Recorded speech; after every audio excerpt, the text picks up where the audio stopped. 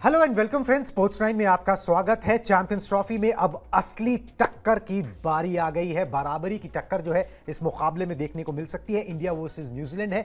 India ने अभी तक जो दो मुकाबले खेले वो एक बांग्लादेश से था, दूसरी पाकिस्तान से था। पाकिस्तान नाम बड़ा है मगर दर्शन जो है वो छोटे नजर आते हैं। दूसरी टीमों के खिलाफ भी उनका उसी तरीके का प्रदर्शन है जिस तरीके का इंडिया के खिलाफ रहा। मगर New Zealand is on a roll. उन्होंने ट्राई सीरीज भी पिछले दिनों जीती, पाकिस्तान को हराया और अब जो है इंडिया से सामना करने को बेताब है और इंडिया को परेशान भी करता रहा है। तो सबसे पहले इसी के जो रिगार्डिंग आपको ग्राफिक्स दिखाते हैं।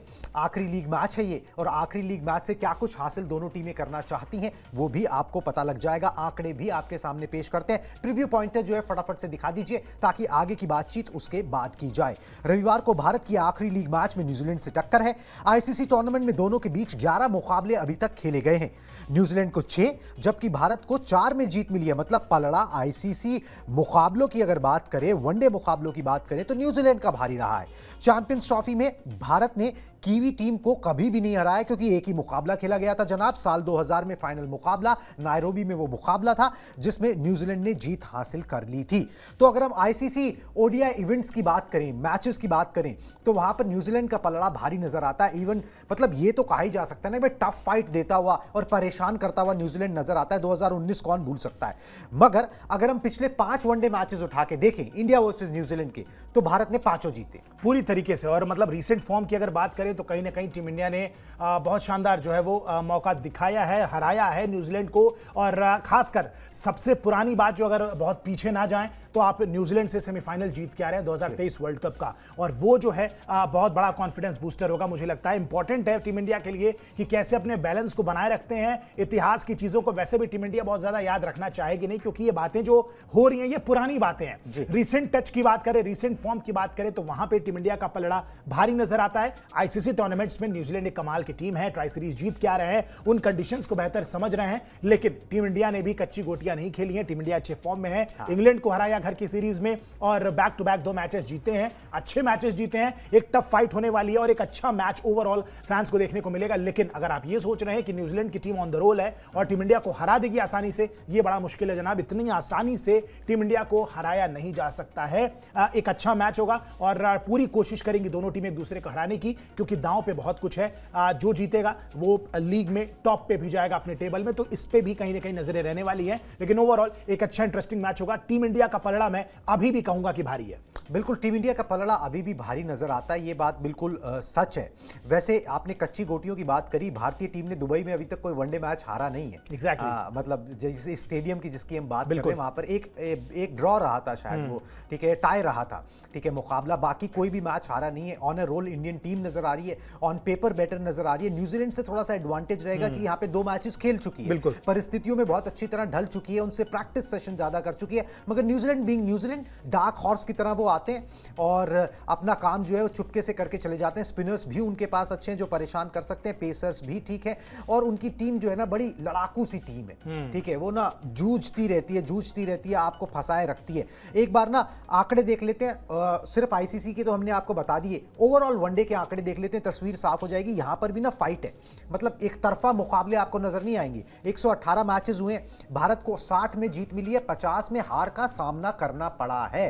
तो New Zealand is always a tough contender जो हमको यहां पर देखने को मिला है। अब न्यूजीलैंड से किस तरीके से इंडियन टीम पार पाती है, अपनी तैयारियां इंडियन टीम ने पुख्ता की हैं, अच्छे खासी प्रैक्टिस हो गई है। रोहित शर्मा भी जो है फिट बताए जा रहे हैं क्योंकि उन्होंने प्रैक्टिस सेशन में हिस्सा लिया, 45 मिनट बल्लेबाजी की। Shubman Gill is also batting, fit and fine team India नजर आ रही है। मगर फिर भी प्लेइंग 11 को लेकर जो है ना वो कुछ सवाल जो है ना वो बरकरार हैं उस तरीके से कि भाई प्लेइंग 11 किस तरीके की हो सकती है, उसमें क्या कुछ हो सकता है और वहां बड़ा बदलाव भी देखने को मिल सकता है। तो प्लेइंग 11 को लेकर जो है ना एक बार बयान दिखा देते हैं आपको। रियान टेन डेस्काटे का बयान दिखा दीजिए जी। सहायक कोच है, असिस्टेंट कोच है इंडियन टीम के, उन्होंने एक बयान दिया जिससे साफ इंडिकेशन मिल रहा है कि बड़े बदलाव जो है वो हो सकते हैं इस आखिरी लीग मैच में, जो कि एक तरीके से डेड रबर है क्योंकि सेमीफाइनल की टिकट आप बुक कर चुके हो। वो ठीक है कि आप नंबर 1 रहो, नंबर 2 रहो, वो फाइट तो लगी ही रहेगी। हमने 2 कठिन ट्रेनिंग सेशन किए, मतलब कि पाकिस्तान की जीत के बाद की वो बात कर रहे हैं। प्लेइंग 11 के बारे में मुझे लगता है कि प्राथमिकता ये सुनिश्चित करना है कि हमारे पास दूसरे मैच यानी कि जो 4 मार्च को सेमीफाइनल खेला जाना है उसके लिए सर्वश्रेष्ठ खिलाड़ी उपलब्ध हो और पूरी तरह से फिट हो। ये बयान अपने आप में दिखाता है आयुष कि भाई आप जो है ना यहां पर कोई रिस्क नहीं लोगे। आपको अगर कोई भी खिलाड़ी थोड़ा सा भी लगता है कि भाई ये थक गया है या इसको निगल है या इसको कोई परेशानी है, भाई रेस्ट करो, बिल्कुल रेस्ट कर लो, कोई दिक्कत नहीं है। 50 ओवर का खेल है, 100 ओवर मतलब आपको एक तरीके से खेलना पड़ता है, 50 ओवर फील्डिंग करनी पड़ती है, फिर बल्लेबाजी है या गेंदबाजी है। आप कोई रिस्क मत लो, इट्स नॉट ए 2020, आप अपना आराम से रहो। सारी जान जो है वो हमको नॉकआउट में लगानी है। बिल्कुल एब्सोल्युटली इंपॉर्टेंट मैच अब 4 तारीख वाला है न्यूजीलैंड के खिलाफ। आप कुछ एक्सपेरिमेंट्स कर सकते हैं। इंपॉर्टेंट ये है कि बेंच को ट्राई करना भी चाहिए। मुझे लगता है कि देखिए हॉर्सेस फॉर कोर्सेस की हम बात करते हैं, अगर एक ही खिलाड़ी को आप हर मैच में लगातार ट्राई करते जाएंगे दिक्कतें बढ़ सकती हैं। 100 ओवर की क्रिकेट खेलने के बाद 24 घंटे का रेस्ट लेना और दोबारा से मैदान में उतर जाना एक टफ कॉल होती है। और जिस एज में कुछ सीनियर खिलाड़ियों की अगर हम बात करें, जिस एज में वो जा रहे हैं, आप वो रिस्क बिल्कुल लेना नहीं चाहेंगे। हाल फिलहाल में इंजरीज भी कुछ रही हैं, कंसर्न रहे हैं टीम इंडिया में, तो उस तरीके से अगर आप देखते हैं तो बैक टू बैक मैचेस खेलना है एक दिन के डिफरेंस पे। T20 होता तो शायद चल जाता, लेकिन 50 ओवर फॉर्मेट में ये काम नहीं हो पाएगा। और बिल्कुल अगर आपको जरूरत है, चूंकि 15 खिलाड़ियों का एक अच्छा खासा दल है, आप चाहें तो अब चारों खिलाड़ियों को ट्राई कर सकते हैं अलग अलग खिलाड़ियों की जगह, सो दैट एटलीस्ट जो 4 आपके इंपॉर्टेंट खिलाड़ी हैं उनको रेस्ट मिल जाए, क्योंकि सेमीफाइनल का जो मुकाबला है वो बर्थ आपने अब कर लिया कंफर्म। अब उस मैच पे सबका ध्यान रहेगा वो किसके खिलाफ होता है, दैट्स अ डिफरेंट सिनेरियो। लेकिन इंपॉर्टेंट ये है कि वो मैच आपको जीतना जरूरी है, तभी आप फाइनल में जा पाएंगे। अब अगर मगर की स्थिति खत्म हो जाएगी और वो इंपॉर्टेंट मुकाबला है, तो न्यूजीलैंड का मुकाबला जरूरी है, इंपॉर्टेंट है, लेकिन उससे ज्यादा इंपॉर्टेंट मुकाबला एक दिन बाद आने वाला है, यानी कि 4 मार्च को वो इंपॉर्टेंट मुकाबला होगा सेमीफाइनल का। आप जिससे भिड़ेंगे वो बात की बात है, लेकिन टीम इंडिया को बिल्कुल कोशिश करनी चाहिए और ये टैक्टिकल मूव होगा, क्योंकि आप नहीं चाहते हैं कि एक 100 ओवर थका हुआ खिलाड़ी एकदम से मैदान में उतर जाए, उसको रेस्टलेसनेस फील हो और वो पूरी तरीके से अपना 100% मैदान में ना दे पाए। आप चाहते हैं कि खिलाड़ी पूरी तरीके से फिट रहें। बड़ा मैच है, बड़े प्लेयर स्टेप अप करें, तो उसके लिए प्रॉपर रेस्ट की जरूरत है। और जरूरत पड़े तो आपकी बेंच स्ट्रेंथ भी खुदा ना खास्ता टचवुड इतनी अच्छी है कि भाई आपको जरूरत नहीं पड़ेगी बहुत ज्यादा काट छाट करने की, चॉपिंग एंड चेंजेस की बहुत ज्यादा जरूरत नहीं पड़ेगी, क्योंकि आपके जो खिलाड़ी हैं वो पूरे पोटेंशियल वाले खिलाड़ी हैं और हर खिलाड़ी अपना काम अपना रोल बखूबी जानता है। तो बिल्कुल आप बड़े आराम से, बड़े सरलता से आप वो चेंजेस कर सकते हैं इस मैच में, यानी कि न्यूजीलैंड के खिलाफ मैच में, सो दैट सेमीफाइनल में आपके इंपॉर्टेंट प्लेयर्स पूरी तरीके से फिट रहें, फ्रेश लेग्स के साथ आप सेमीफाइनल में उतरें।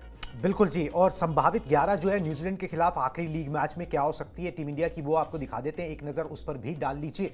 जो हमें लग रहा है कि भाई मैदान पर उतारी जाएगी, बाकी तो टीम मैनेजमेंट का फैसला है। शुभमन गिल कैप्टनसी करते हुए नजर आएंगे। रोहित शर्मा क्योंकि थोड़ा सा परेशानी थी, हैमस्ट्रिंग की इंजरी थी, मगर चलो भाई उन्होंने 45 मिनट बल्लेबाजी की है, मगर फिर भी जो लग रहा है कि भाई रिस्क नहीं लिया जाएगा, ठीक है। तो शुभमन गिल कैप्टनसी करते नजर आएंगे। KL Rahul, Shubman Gill will open, Virat Kohli number 3, Shreyas Iyer, Rishabh Pant KL Rahul की जगह जो क्या कहते हैं भाई नंबर पर जो है वो आ जाएंगे, मतलब कि रोहित शर्मा की जगह ऋषभ पंत को 11 में शामिल किया जाएगा।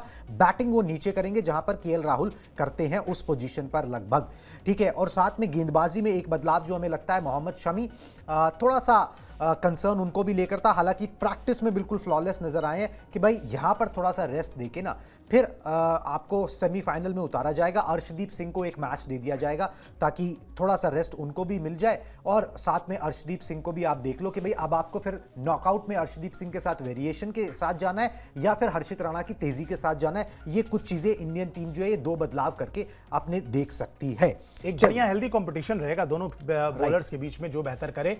और वैसे पंत और अर्शदीप दोनों को मौका मिल सकता है, बिल्कुल मिल सकता है। ये दोनों चेंजेस पॉसिबल नजर आ रहे हैं, बिल्कुल जाहिर सी बात है, ये 2 चेंजेस समझ में आ रहे हैं। कुलदीप यादव जो हैं उनकी जगह पे भी हो सकता है, मतलब if you want you can try Varun Chakravarthy, आप चाहें तो ट्राई कर सकते हैं अगर आप कुलदीप को एकदम फ्रेश रखना चाहते हैं उस मैच के लिए, लेकिन that is again teams call. Rishabh Pant का आना एक एक्साइटिंग चीज होगी और मैं तो चाहता हूं, बिल्कुल थोड़े अनवेल थे मगर उसके बाद रिकवर कर गए और बहुत अच्छी प्रैक्टिस। और मैं एक चीज चाहता हूं, मैं चाहता हूं कि ऋषभ पंत के साथ ओपनिंग कराई जाए, ये भी किया जा सकता है। मतलब आपको एक मैच के लिए ट्राई करना है, रोहित शर्मा की वापसी आईपीएल में करते आए हैं और कर सकते हैं, अच्छे विस्फोटक बल्लेबाज हैं रोहित शर्मा, जिस तरीके से गेम खेलते हैं। नंबर 5 की पोजीशन पे आप केएल राहुल को मत हिलाइए, वो चूंकि आपके नंबर 5 फिक्स्ड हैं, आगे चलने में टूर्नामेंट में भी सेमीफाइनल फाइनल जो भी आप खेलते हैं वही रहने वाले हैं उस पोजीशन पे, और जितनी ज्यादा प्रैक्टिस हो उस मैच सिचुएशन की, मुझे लगता है उनके साथ स्टिक करना चाहिए। ऋषभ पंत को आप इंक्लूड करिए, ऊपर खिला लीजिए, विराट कोहली के साथ ओपन कर लीजिए, you never know, Virat Kohli open कर सकते हैं, ऐसी बात नहीं, वन डाउन अगर उतरते हैं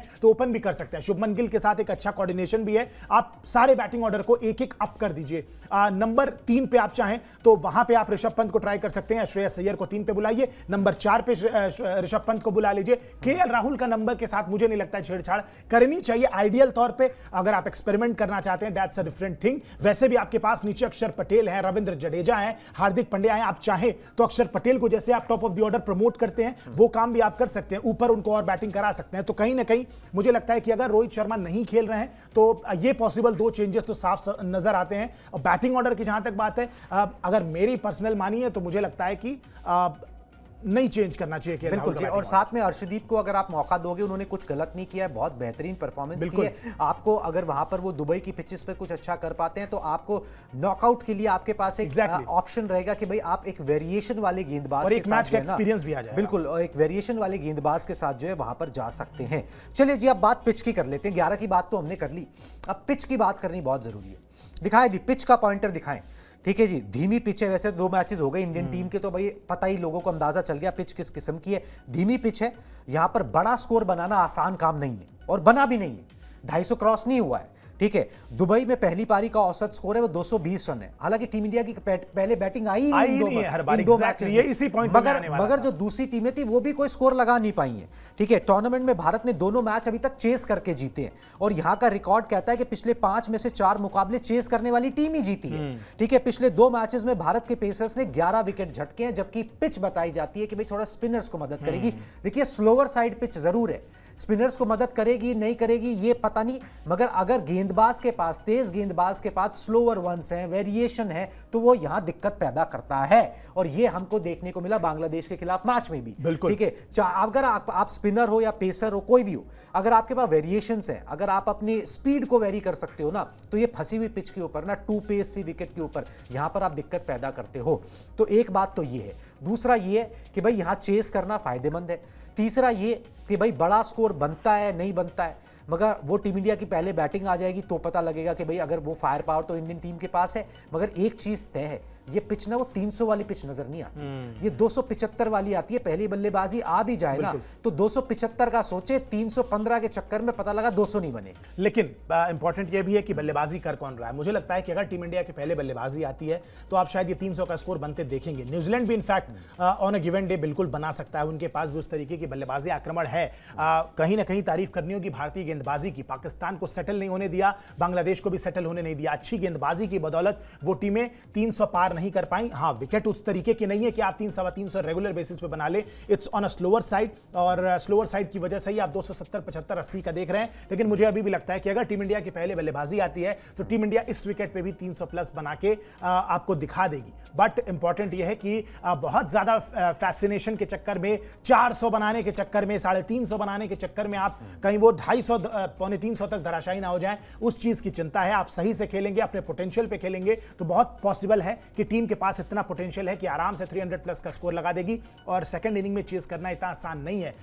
विकेट जो चेस करके टीमें जीत रही हैं, लेकिन बहुत अलग तरीके की विकेट है और फास्ट बॉलर्स को मदद मिल रही है। अगर फास्ट बॉलर्स को मदद मिली तो आप देखिए इंडियन टीम के गेंदबाज तो अच्छे हैं ही, लेकिन न्यूजीलैंड के जो गेंदबाज हैं उनका भी कॉन्फिडेंस हाई होगा। अभी हाल फिलहाल ही टीम इंडिया को 3-0 से उन्होंने टेस्ट सीरीज में हराया है। लगभग मोर और लेस कुछ खिलाड़ी ऐसे हैं उस टेस्ट टीम के जो यहां पे आपको ओडीआई साइड में भी नजर आएंगे। और तेज गेंदबाजों को चूंकि मदद मिल रही है, मुझे लगता है कि एक बहुत टफ कंपटीशन होने वाला है न्यूजीलैंड के गेंदबाजों वर्सेस टीम इंडिया के बल्लेबाजों में। और ये इसीलिए ये बड़ा इंटरेस्टिंग मैच होने वाला है। पहले बल्लेबाजी करें, बाद में बल्लेबाजी करें, अच्छी क्रिकेट आपको ओवरऑल खेलनी पड़ेगी। फाइटिंग गेम जो है ना, ये एक फाइटिंग गेम जो है वो नजर आएगा। इस तरीके के इंडिकेशंस जो है ना वो दोनों टीमों की हालिया फॉर्म को देखकर वो यहां पर नजर आ रहा है। न्यूजीलैंड ने कब कब दिक्कत पैदा की ना, मैं एक बार गिनाई देता हूं।